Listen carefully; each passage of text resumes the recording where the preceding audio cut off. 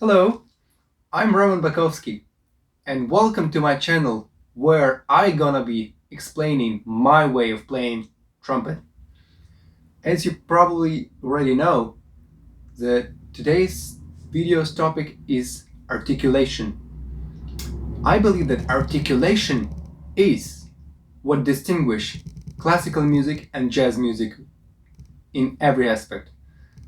Mostly articulation can make us sound as a classical musician or jazz musician. How it can be possible?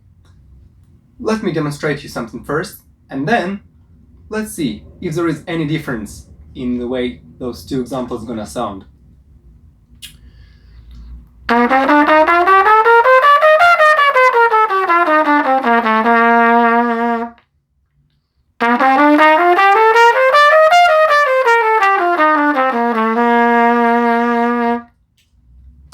Do you hear any difference at all? Well, if you don't, I'll do it again.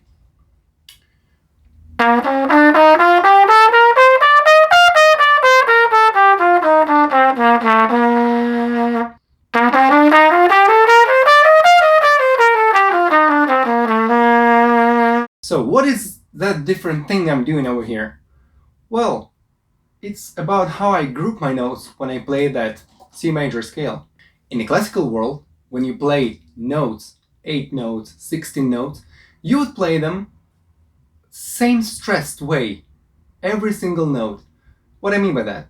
Let's say there is a bar of 8 notes, which is gonna be like da da da da da da da da da da da da da da da da. So we would play every single note, same articulation, if there is obviously no indication. So it's gonna be like da da da da da da da da da da da da da da da da. Well, when we use jazz articulation, in the same 8 notes, we would play it that way. We would articulate the first note, then we would articulate the second one and slur it over to the third note. Then we would again articulate the fourth note, slur it over the fifth note, and then we would articulate the sixth note and then slur it to the seventh one, and then the last one would be slurred the same way to the first one. So we slur the second and the third note, the fourth and the fifth note, the sixth and the seventh note. That's how we actually make us sound more jazzy. That simple trick can change a lot. I'm gonna play for you a jazz standard called Sandu by Clifford Brown. And first time I'm gonna play it with the classical articulation. And let's see how it sounds first.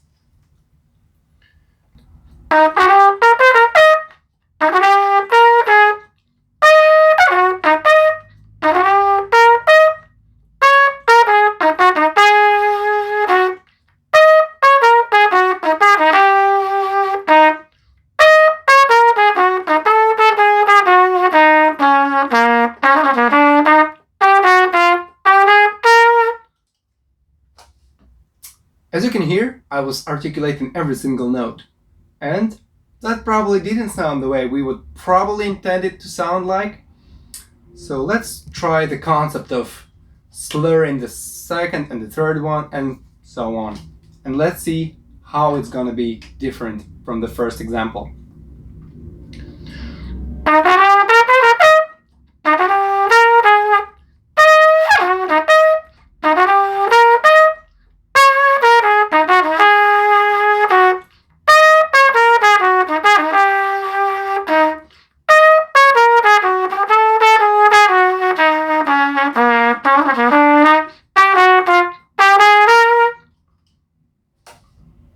As you can hear, in this example, I was slurring second and the third note, and mostly where it could be possible, where it's not in quarter note or something like that.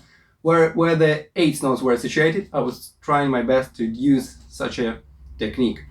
And another thing to mention when talking about jazz articulation, it's not just that we slur the second and the third note and the fourth one and the fifth one and then the sixth and the seventh one. It's not just about slurring. Jazz articulation can provide you a freedom to implement accents where you want them to be. So let me play some whatever and then let's see what I mean.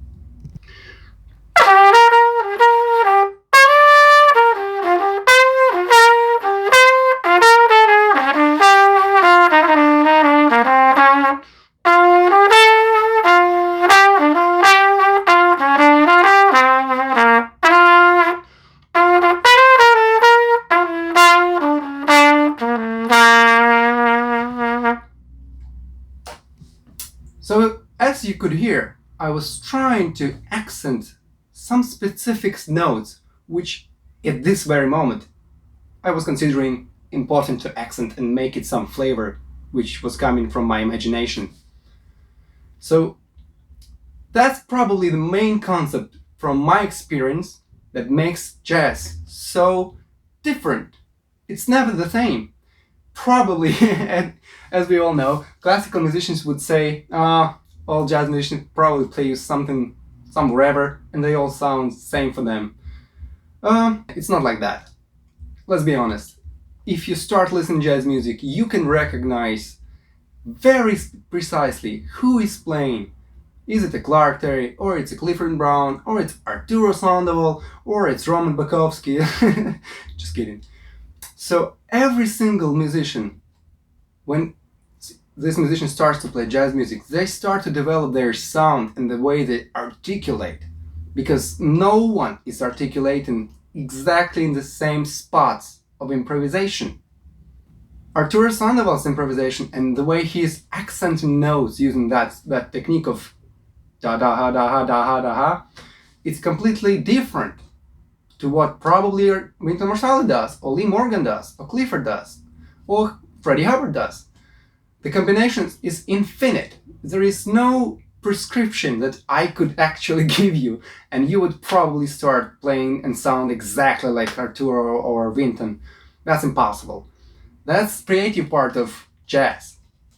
You never repeat yourself. It's every single time unique. You never know how you're gonna accent notes, what you're gonna slur, where you're gonna slur more or less.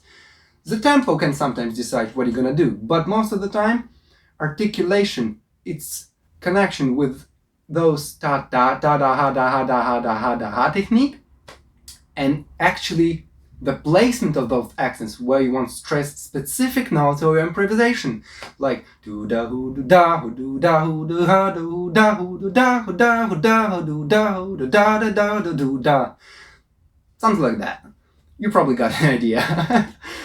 So, how you can develop jazz tuning? From my experience, when I was studying jazz music in my musical college, my teacher was saying me to play something really simple, but he called this technique yabba dabba. I would be really glad to explain to you why he called this technique yabba dabba, but I cannot. Probably because it sounds that way. Let me demonstrate this exercise.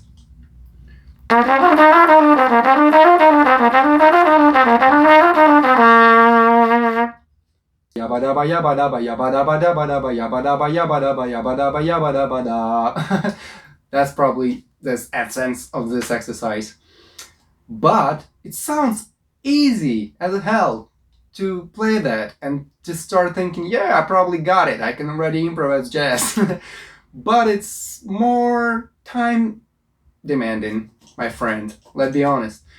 And the exercise I would play a lot when I was starting playing jazz music, and I had no idea how to play it correctly. Everything was really new to me. This exercise was a everyday runner. I would play it every single day, from morning till evening. And the exact exercise I was playing looks like that. You start playing this yabba dabba. Let's say I will start from the key of C major. and then I will go half step up, and then when I finish D flat major, I would go another half step up until I reach same C major, the octave above, and then I would go backwards to the same C major of the first octave, and that would sound like that.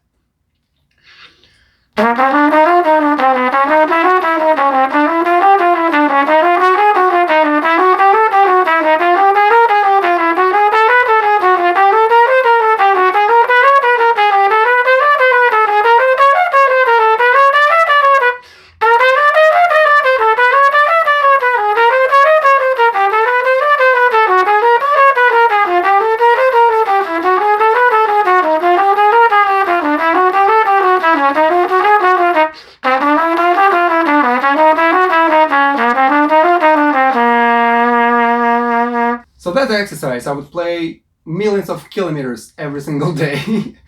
And that's probably was the best way to start grasping the idea of how your tongue should behave, what has to happen in your mouth, how you should manipulate the airflow inside. That's all happens when you play this exercise and you start playing with a slower tempo, and then you start to increase it with the time, where you start to see that you get actually comfortable with playing in this tempo. And another probably good way of practicing Yabba Dabba technique is to play bebop scale, to play Mixolydian scale. This is a scale which is actually based on dominant chord. In the key of C major, that would be scale starting from G, going to G of the above, and you would play every single note from G to G with a half step between F and G. You would include F sharp when you reach the G, and then when you go down you would play the same F sharp to F natural. I'll play it for you.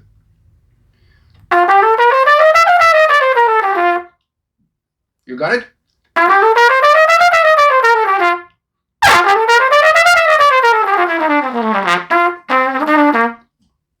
That's the way it sounds. And then you would play it probably in different keys, like any you probably feel comfortable to practice that with, and maybe some actually keys you're not comfortable with. That's actually the most beneficial exercise when you connect not just the articulation aspect, but also playing in the different key where you're probably not well practiced and it doesn't feel comfortable, my friends. So it's a brainstorm killer thing, but that's what we all have to do in order to achieve something that we will benefit from in the future, right? Another thing from my experience, where I hear classical musicians playing, trying to imitate the articulation or something like that, they would sound probably most like an old Dixieland music style, something like that.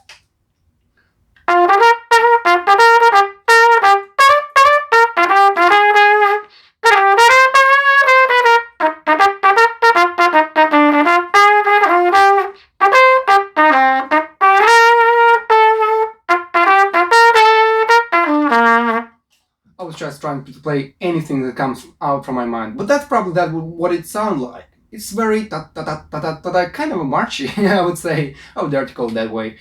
But when I play my phrases, I use Yabba Dabba technique, and that's how it can drastically change in the way it sounds.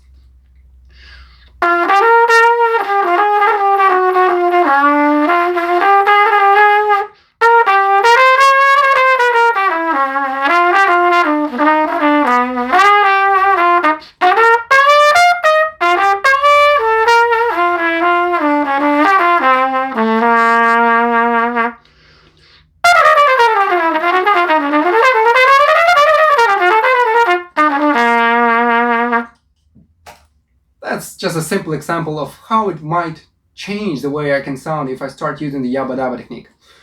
Okay guys, thank you for watching this video. If you feel like subscribing to my channel, please do so. And also don't forget to smash the like button, like everybody says, because it's probably gonna help me a lot in the future to actually just recognize whether you like my content or not. You can also click the download button, it's up to you. Also, if you want me to make my content suit your needs, whether you are a classical musician or jazz musician, just leave your suggestions in the comments below so I can read them, and your suggestions will make me create the content in the future that will be relevant to your needs, so you can resolve your problems. See you in the next video. Thank you for watching.